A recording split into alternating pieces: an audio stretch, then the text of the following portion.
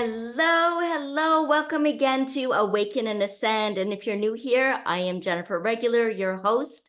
Super excited about today's episode because we are decoding spiritual messages and on a mission to inspire and empower individuals to awaken their inner light, embrace unconditional love, and elevate their consciousness. Catalyzing a transformative ripple effect throughout humanity is Heather Danielle joining me from Michigan today. And she is going to help us explore tapping into the cosmic connection. Heather, I'm super stoked for this. I know there's a lot more about you that we'll hear a little bit about. And if you want to read more about Heather Danielle, make sure you check out the show notes below. We have her whole bio in there, including some links to connect with her. But here she is in the flesh. So, Heather, welcome. Hey, thank you so much for having me. I'm actually a big fan of this podcast and I love a lot of your topics. So it's actually an honor to be a guest and to be here. I'm so freaking excited. Yes, me too. And we were just talking before the show how this is actually our first time meeting, but we feel so connected. And I feel that's so true about our soul family, which I feel is coming together more and more often now. And in case you don't know Heather, she is a psychic medium. And Heather, I'm curious how you awakened to those gifts. Has it something that's always been with you, or was there a moment like, oh wow, like I'm actually seeing and hearing things that maybe not everybody is? Oh my goodness. I was one of those people that were like, how come I don't have gifts? And I would look at psychic mediums and be like, that's so unfair. Why did like God, give you gifts and like not me? And I remember it was probably about 4 years into my marriage when I started watching those psychic medium shows. And my husband would be like, why are you watching this? That's so weird. And I'm like, I just find it fascinating. And I would watch the ones on forensics and everything. And I had no idea at the time that everybody had these gifts, that everyone can connect. And it's truly not a gift, it's a skill, it's an ability that everyone has. And so it was some really crazy, strange events that led me to finding my own psychic mediumship development circle. And it was really funny because I told my husband that I was going to meditation class when I was literally going to learn about how to open up to your abilities. And I really felt out of place there. I was like, they're all psychic mediums and I'm not. And even though people say everybody has it, do I really? Like I've been living with myself for about 30 years and I really didn't have any kind of examples. Like nothing ever happened to me. You hear these stories of the people who were like, "Oh, when I was little, my grandmother came to me and visited me in a dream or whatever." Like I had none of that. But when I went to the circle and everybody connected to me, they were like, "Oh my gosh, Heather, you're this amazing psychic medium and you're meant to share your gift with the world and all this stuff." And I'm like, "I am. How do I do this?" And so I spent a lot of time inside of that circle. It took me months just to figure out how it worked. And then once it happened, my gifts just excelled. And now that's kind of like my passion is to show other people to wake them up. And kind of like what you said, we have this, our spiritual family is coming together. And it's like, I feel like this urgency to like wake people up to the love, wake up people to their spiritual connection so that I don't even know why, so that we can spread more love, so we can improve the earth, so we can be happier and healthier. Does Yeah. that make sense to you? It makes total sense to me. And you know what? It's true. I love those shows also. And you mentioned about forensics. And little known fact is when I was going through university, it was to become a clinical forensic psychologist. And I wanted to be able to share my gifts kind of through that as well. And, a lot of twists and turns along the way, pivots and transformations that happened. And of course, that's not what I'm doing now. And never got to that point, even though I did start out working with federal offenders. But it's those ideas of our gifts and questioning them and our abilities. And because it comes so natural to us, that it's so easy to not think of them as something special or different because it just feels so normal and so innate. And that's the thing, like we all have a little bit of that. We may experience it differently. How do you experience your abilities and gifts? How does that come through for you? You know what? That is such a great point because, like, all of us have our gifts. We all have these, but I think that each one of us is meant to do something different or a little bit different than other people. So, you might see when you go down and explore your spiritual gifts that you're really good at one thing or the other. Like, some people are really good at forensics, like you might be really good at forensics. Me, when I was training in forensic mediumship, I realized very quickly it was not for me, because Mhm. I am one of those empaths that cannot turn it off in some ways. So, I'm Right. like, I don't know if I can handle that. So for me, what I realized was mediumship came really easy for me. It Hmm. comes so easy for me to connect with loved ones on the other side. That was like the biggest thing. I remember getting my certification because I'm certified as a psychic medium. So Hmm. where I went and got certified at, I remember my very first practice reading that I had to do in order to get certified. And it was so funny because I immediately, within like 30 seconds into the reading, went into mediumship. So psychic connection is kind of like of this world. That's when they talk to you about your job and your love life and those kinds of things and your relationship, all those kinds of stuff.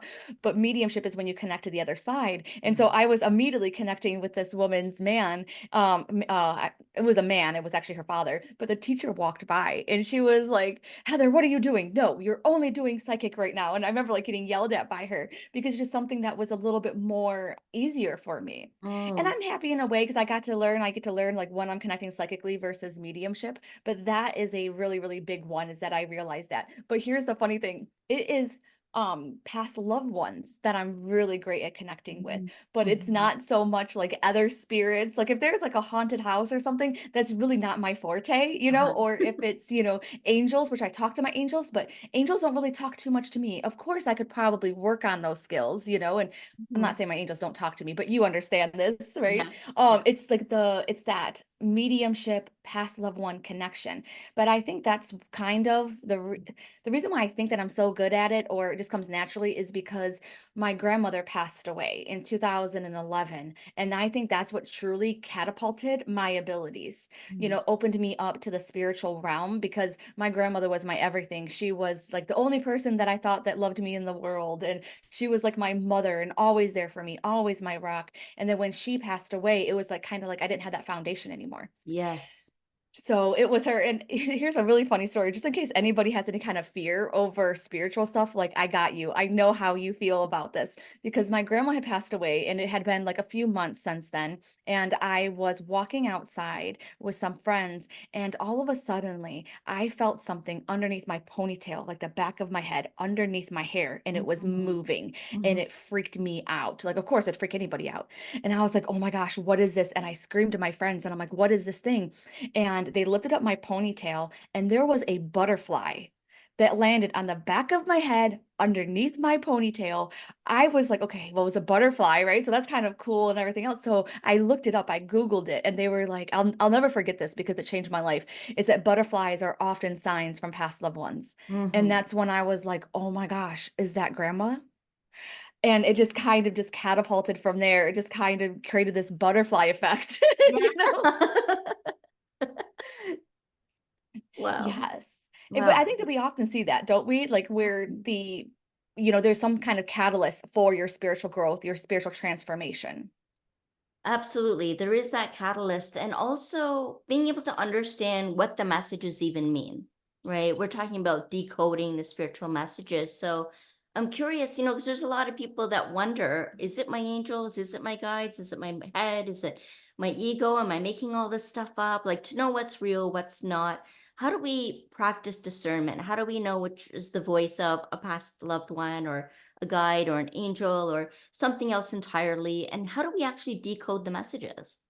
Ooh, I love this question too. Well, first thing is all the foundation of all of this is going to be your intuition, your inner self. Mhm. So the stronger that you make your intuition, then it's going to be like the inner peace, the inner knowing, that inner compass. So the stronger that is, then you're going to be able to differentiate a little bit of like what's imagination versus what's you. And then you can practice your intuition all throughout the day to try and figure out like, okay, this is how my intuition feels when I'm right. Or this is how my intuition feels like maybe when I'm overwhelmed and those kinds of things, where I might not be intuitively picking up correctly. So for Mm. many of us, our intuition, you're going to feel either in your chest or in your gut, kind of in your stomach area, because people always say your intuition is your gut feeling. So a lot of times you might feel it there. And what you do is that you just kind of practice. And I love to practice being like yes and no questions all throughout the day. And then I'll tune in. Does this feel like a yes or a no? Like, for example, like, will so and so be late? Will I make it to my doctor's appointment on time? Will my Amazon Amazon package arrive. So you start practicing that. And what you're doing is you're really trying to foster that sense of self, that sense of trust within yourself, because oftentimes our intuition is dimmed. It's a little bit lower. And the reason for that can be a couple of things. But what I have found to be really true is our intuition is lower because we were taught or conditioned somewhere in our life, in our childhood or as young adults, to pay attention to other people. Oh, well, they know better. Oh, no, they're the right ones. Oh, no, or it's us and we messed up, and we were wrong. And now we have a hard time trusting ourselves because we dated that guy who cheated on us. We knew something was wrong and we did it anyway. So oftentimes we'll start then putting trust more into someone else than into ourselves. Mm-hmm. But once we start practicing that, we get that sense of self back, that sense of trust back, and then it's easier for us to hear. Yeah. And then I think you asked like a second question. So then like what is the next step, I think? How do we Um decode the messages? yeah. Well, the very first thing is we have got to start believing in magic again. We have to start believing in coincidences. Why not? Like make yourself happy, Like we oftentimes we double think different signs and things like that because, we think almost like they're too good to be true. Like the first thing is, who cares if it's too good to be true? It's like almost like people are like, well, what if it's not my grandmother? But what if it is? Because what I've noticed is that the more that you trust in these signs and these coincidences, the more that you believe that it is them, then all of a suddenly it's like on the other side, they're like, oh my God, she's getting it. She's like, she's believing, she's trusting. It's almost like believing in, and trusting in Santa Claus, right? That kind of thing. If you believe and you trust, then you get presents. And the same thing happens. It's like if you Mm. believe and you trust that it is truly them, then all of a sudden they're like, she's speaking my language. Let's do more of this. And then what ends up happening is that you just start living a life where you're like surrounded by these signs, surrounded by these coincidences. And then you start thinking like, this is so incredibly obvious, you know, like, is God really allowing us to have this kind of communication back and forth? Because Yeah. I know, like, for like my grandmother, like I feel like she became even closer to me after she passed. And even with my mom, when my mom passed, I even felt even kind of closer to her. Mm-hmm. And that is like the number one thing. But with the messages, the number one thing that I always tell people, besides like believing in magic and those kinds of stuff, is that see if any of the signs that you're getting, number one, pay attention to them and like trust in them. And then the second thing is, do you have any bias to these signs? Is there anything personally that really relates to you? So, for example, when I see like 0602, right? No, like what's 0602? Well, that's my grandma's birthday, right? So all of a sudden, then I know that it's my grandmother. And Ah. so I actually have a really cool story that I think that a lot of people would like to hear if they haven't heard it already. And that is my mom was really sick and we didn't know if she was going to make it. And she was in the hospital. And I will never forget this because I have the pictures to prove it. Like I could not believe that spirit, God, Gus, whatever you want to call it, allowed this to happen. And so I'm driving down the freeway. I'm just taking a break from the hospital. And there's this car in front of me and it has a license plate on it. And on the license plate is no other numbers, no other letters except for 83. Well, 83 is a sign for my grandma because she was 83 when she passed and I was born in 83. So I always associate that number with her. Uh-huh. And so I'm like, Grandma, thank you so much for letting me know that you're with mom. I get it. I love that. Thank you so much. But can you please tell me if mom is going to pass? Like, I'm not asking in a bad way. I just want to prepare my heart. I also Mhm. want to help my family get through this. So if you could just let me know somehow if she's going to make it through, I would really appreciate it. I had to get off on that exit. I literally get off on the exit and I end up at a red light. And as I'm waiting at the red light, seconds later, this funeral progression turns right by me. And the name on the hearse was almost my mom's maiden name. It was one letter off. And I'm like, Shivers. Yeah. oh, I was like, Grandma, thank you. And I knew my mom wasn't going to make it. And my mom Mhm. did pass away a couple weeks later. Yeah. But do you see how incredible those signs were? And I talked back to Absolutely. the signs, and it's Mm-hmm. like, I didn't see the 83 and I wasn't like, "Oh, well, maybe it's grandma, maybe it's not." I was like, "No, this is grandma." And then I Yeah. talked back to her. "Can you give me another sign? Can you give me guidance? Can you give me help?" And I think that's where people fall flat a little bit. They think that it's a one-way street, but it's a two-way street. Yeah. It's a Yeah. two-way conversation. It is. And I love that you're bringing up the issues around trust, and really being able to trust your own abilities, what you're seeing, what you're believing, what you're experiencing, and also asking a lot of questions. And in those like non-desperate times, so to speak, Mhm. when it's just more grounded, more natural to recognize what your yeses and your nos are, and to play around with, simple things about so and so's on the call, or I just got a text from whoever, Yes. or, whatever might be happening that you get to play around with and start building that trust. And I remember that many years ago when I was doing card readings, for example, I stopped doing them after a while because I'm all about healing and self empowerment and facilitating the healing and self empowerment, not to heal people, but to help them facilitate that process, right? And same thing with the empowerment through the oracle readings, because I don't it was uncomfortable. It's not that I didn't like it. I was uncomfortable with people giving their power away to someone else, an external source, to get the answers, right? And really, it was against kind of the value of being able to cultivate that self empowerment. And I think there's a lot of empowering actions we can take to enhance those abilities, those gifts, and find our own answers, and yet still go see psychics and Mm. mediums and oracle card readers and so on. There's nothing wrong with that. I'm definitely not saying don't go anymore and just do it yourself. I'm not saying that at all. It's the intention and being centered in yourself as you go, knowing the questions you want answered, and helping to facilitate the process, and know that this is just a tool, an ally, a person like a coach or a teacher, in the same way that we go to some to help see that insight and wisdom, because we could be very caught up in our emotions and in our Mhm. mind that we're not able to access the information as readily as the person that we're going to go see.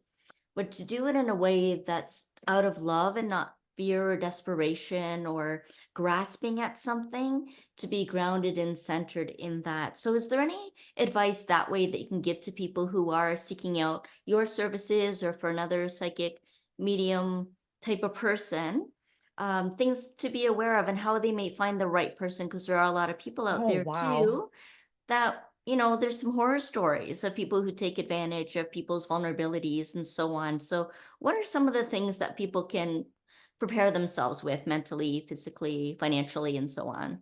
Oh my god, I love that you are bringing this up because I think it's something that we do not talk about enough, and Mhm. so it's so important because, people like sometimes I'll get a message and they'll be like, "Heather, you seem so scammy, and you know what? I'm unfollowing you and all these other things." And they're like, "In the other Oh, message, you were, acting this way." And I'm like, "Yeah, because I wasn't in that other message. It was a scammer." I have probably at least I think 19 fake profiles of me all wow. over social media, and it's nuts because of social media places like we have Facebook and Instagram, all those that they don't take them down. And so a lot of people are getting scammed all of the time. So I'm always trying to warn people about this. And so you touched on a couple of things. So the first thing is, the very first thing is when you go to a psychic medium, you want to be able to not rely on them. I am literally in business to try and work myself out of business. I don't want everyone keep on coming to me all the time. I Uh-huh. want to teach you how to do it so you can be your own psychic medium. And so kind of like you said, you want to have self-reliance. You want to be able to be good, like maybe 90, 95% of the time. And then only in that 5% or whatever, maybe 10% of the time, do you need external validation? Because that's honestly what a lot of people come for. They come Right. just to validate a lot of things that they already know. And Yes. so just like with me, I feel like very weird because inside of like the psychic medium world, like they're always like, "Oh, hey Heather, do you want to switch, and do readings for each other?" And I'm like, "Yeah, but I don't need a reading because I feel connected all of the time." So it's Yes. very Mhm. rare, right? Does that make sense? Like, Absolutely. and so that's the thing. It's like you want to get to your place where you won't need a psychic medium except for maybe once in a while. You're in a funk, weird things are happening, and maybe you just can't trust your intuition because you're too close to the situation. So that I can understand. But you Hmm. definitely don't want to become a reliant on them. And there we go. Segue into the second part of the question is if you have a psychic that is making you reliant on them, that is a red flag Yeah. because we're supposed to be empowering and giving the power back. We're not supposed to be taking people's power, making them think that they need us because the truth is they don't need us. And then let's see. So, if anybody reaches out to you, I feel like it's very unethical for a psychic medium to reach out. Usually, psychic mediums or any kind of spiritual teacher will agree and know that you are getting people led to you. Right. Spirit brings people to me that are supposed to be with me. Yes. And so oftentimes they're like, "Oh, Heather, you reached out to me." And I'm like, "No, I would not do that." And I have a red flag. Doesn't mean that all of them are red flags, but majority of time is when they reach out to you. You also want to go to someone that you feel like connected with, that you may have that familiarity with, kind of like you and I talked, right? Because we were like, oh, we feel like we kind of knew each other a little bit, probably because we're part of the same soul family and we were meant to be here in this moment in time together. And the same thing happens every time I sit down and do a reading. It's like I'm meeting somebody else, like a new best friend every single time. Mm-hmm. And it's so funny because people will really think about their therapist, but they don't think so much about their psychic. And their psychic, oh man, we are going to get into the weeds of your life, okay? We're going to be talking about your childhood. We're going to be talking about what's blocking you, what happened, how you're conditioned, everything. And so we're getting into the details of your life. So you need to be with somebody that is going to, you resonate with, that you feel comfortable with. And also you really want to go with someone too that you feel their vibe, almost like when you meet somebody, would you want to hang out with them? Like, would you want to like talk to them? And also, like, do you almost like respect them? I would also look at reviews too. I had to turn off my Facebook reviews though because of scammers, but Mm-hmm. I do have Google reviews. But I think that we should also be doing that too because I think that a lot of people now are really sharing and sharing the good and also the bad that they have because they want to help out other people so they don't go through the same issues, if you will, that other people did. And Yes, one more yes. thing, I feel Mm-hmm. like I'm talking so much, but this is like something No, I'm it's so passionate good. It's about. good. As you can kind of hear, like my voice is going a little bit faster.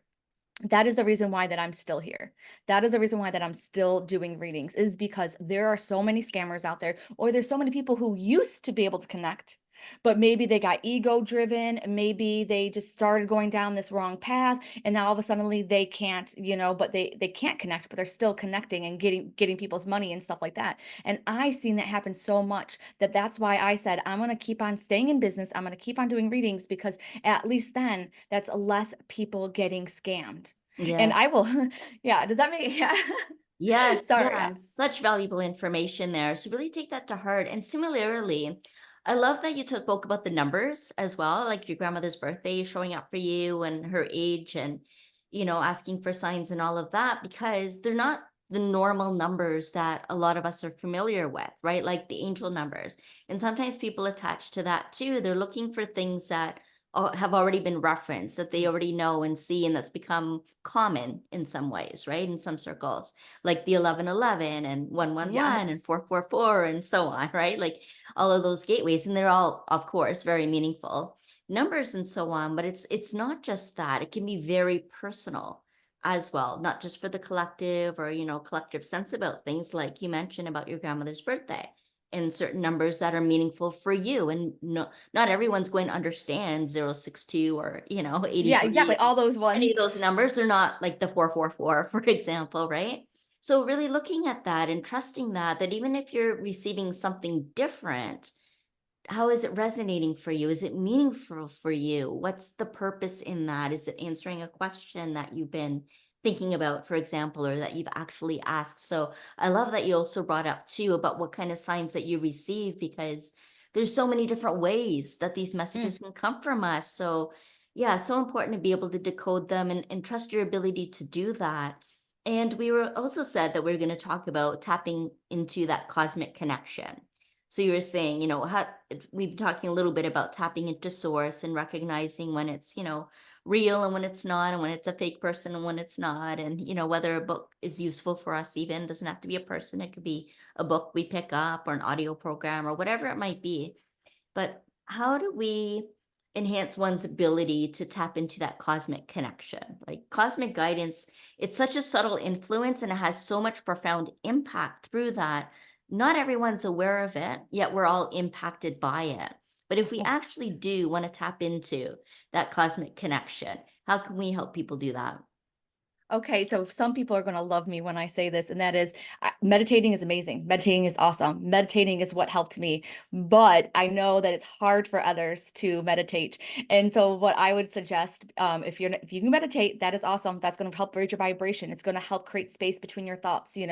Because our spirit, if you want to call spirit, past loved ones, angel, spirit guides, they all communicate with us through like impressions, through thought, telepathy, all those things. And so, Mhm. what we need to do is we need to be more mindful mindful all throughout our day. So that means getting off of autopilot, all right? Paying attention to what you're doing, being more in the moment, because you want to try and create that space between thoughts. I tell people to also do more things in silence, like take a shower in silence, drive in silence, all that, because it's almost like your spiritual team is trying to talk with you, but your mind is so busy. It's like a freaking big party, and they're sitting in the back and they're not going to fight for your attention. They're not going to really like speak so loud unless it's really, really needed. So it's harder for you to hear it. But if you can dim down that party in your brain, inside of your mind, it'd make it easier for you to hear them.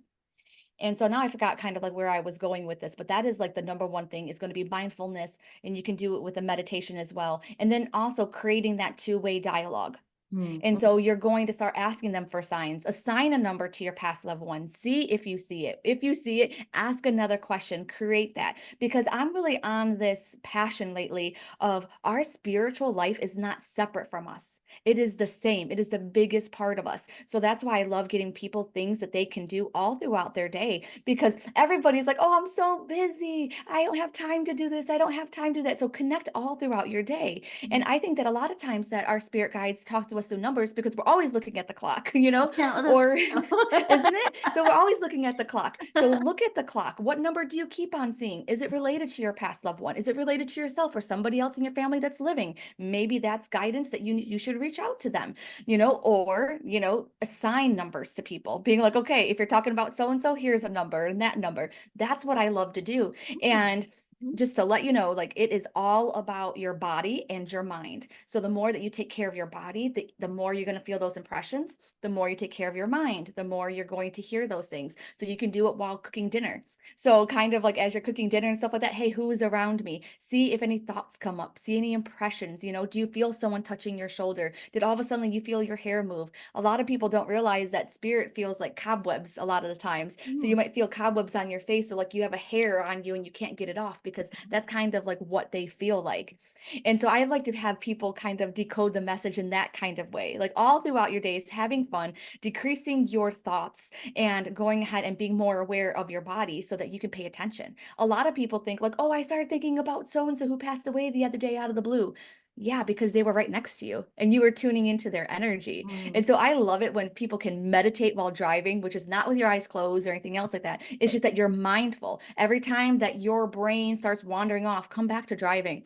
And it's almost like, how many of you, I know it's me, I know you probably too, Jennifer, maybe. Have you ever driven somewhere and you don't even remember driving there? Oh, Like you yeah. get there and you're like, how did I do that? I don't even remember the drive.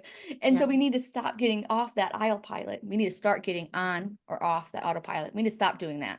Sorry, Yeah. yeah. We need to stop doing that and we need to be more aware.